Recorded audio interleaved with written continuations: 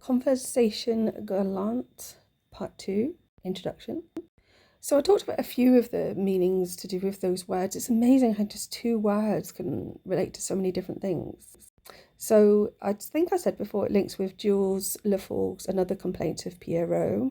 I just briefly had a look at that and I was thinking there's a couple of lines which I think was speech, like they were in quotations in that poem that I thought may be interesting. So the sum of the angles of a triangle equals 2 right angles, my dear. So there's links there with Pythagoras and perhaps Pythagorean society.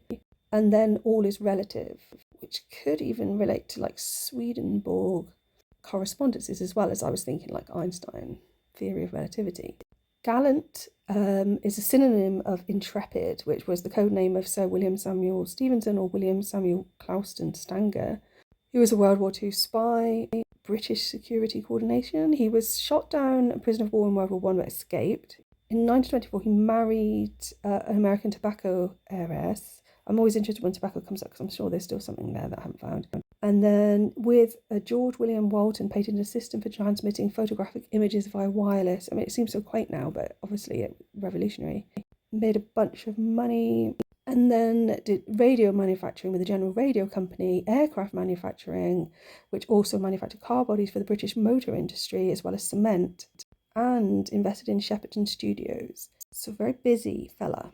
So I'm not sure if I mentioned the link with perhaps Fête Galante, which is a courtship party. And there was painting associated with that, I think from the late 1700s perhaps. But when I went to the Cartoon Museum, there was this guy, Sir Bernard Partridge, and there was this painting there, cartoon, from 1908, which was in Punch magazine, depicting the Franco-British exhibition in Shepherd's Bush. And an area that became known as White City due to the exhibition because the buildings were all painted white. So he also did propaganda art, and what I also found interesting about him was he was a fellow pupil with Arthur Conan Doyle at Stonyhurst College. So now we can look at the poem. The first line is, I observe our sentimental friend the moon, which is I see, as in I can physically see it with my eyeballs, but also the letters I see, which are an abbreviation for Jesus.